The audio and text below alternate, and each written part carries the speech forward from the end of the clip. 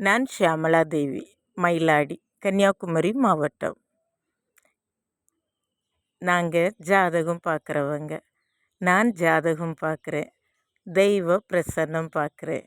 நாள்தோறும் இறைப்பணியில் தெய்வத்துக்கு பணிவிடை செய்கிறோம். சரிங்களா? தோல்வி நிலைங்கிறது ஒரு சிலருக்கு இருந்துக்கிட்டே இருக்கு பாருங்க. நான் நல்லா படிச்சிருக்கேன், எனக்கு சரியான வேலை கிடைக்கல, இதுக்கு என்ன காரணமாக இருக்கும்? எங்கள் குடும்பத்தார் நிறைய நல்லது தான் செஞ்சுருக்காங்க. எங்கள் முன்னோர்கள் நல்ல காரியங்கள் செஞ்சு தெய்வ பணி தான் செஞ்சாங்க. நாங்கள் ஏன் வறுமையில் வாழுறோம்? இதுக்கான தீர்வு என்ன? கல்யாணம் ஆக மாட்டேங்கிறது, புத்திர பேர் வரமாட்டேங்கிறது. இது எல்லாத்துக்கும் ஐதீக முறையில் அதுக்கான பரிகாரங்களும் உண்டு. அது என்னதுன்னு தெரிஞ்சுக்கிறதுக்கான வழிகளும் உண்டு. அதை சரிவர தெரிஞ்சுக்கணுமானா தெய்வ பிரசன்னம் மூலம் பார்த்து தெரிஞ்சுக்கலாம். இறைவனை காண்பது, தண்ணீரில் காண்பது.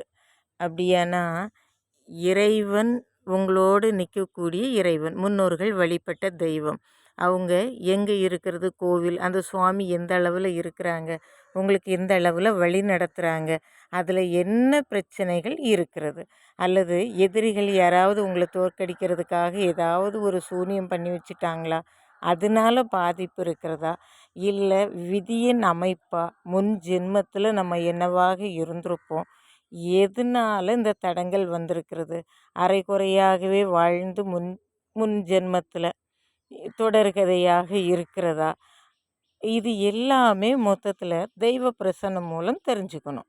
தெரிஞ்சுக்கிட்டோமானா அதுக்கான வழி இருக்குது. எளிய முறையில் அதுக்கான பரிகாரங்களை உங்களுக்கு நாங்கள் சொல்லித்தருவோம். நீங்கள் அதன் மூலமாகவே செஞ்சுக்கிடலாம். இதனால் நல்ல வாழ்வு அப்படிங்கிறத நல்ல மாதிரி வாழ்ந்துக்கிடலாம். வறுமை நீங்கி வாழ்வது தான் நல்ல வாழ்வு. இந்த பூமியில் எல்லாமே நமக்காகவே படைக்கப்பட்டதாகத்தான் இருக்கிறது. அதை நாம் சீராக அது எந்த அளவில் சரி பண்ணுவது, இதை தெரிஞ்சுக்கிட்டு வாழ்ந்தோமானா எல்லா காரியங்கள்லையுமே வெற்றி தான். மனமகிழ்வாகவே வாழ்ந்துடலாம்.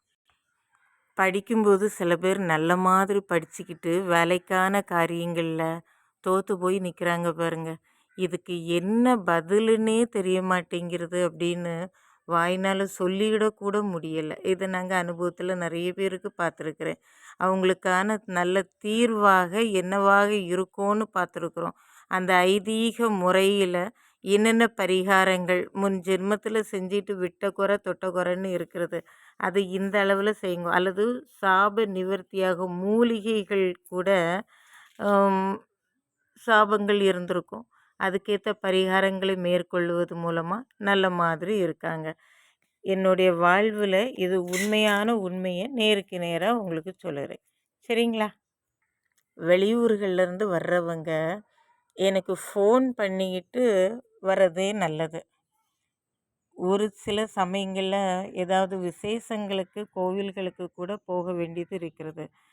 சிறப்பான பூஜைகள் மேற்கொள்ளக்கூடிய சூழ்நிலையும் இருக்கிறதா, அதனால் நாங்கள் வந்துட்டு பார்க்க முடியலையே அப்படிங்கிறத கூட மனசில் நினைக்கக்கூடாது. எனக்கு ஃபோன் பண்ணிக்கிடுங்கோ. என்னுடைய ஃபோன் நம்பர் 88 70 99 14 72. சரிங்களா? நல்லது.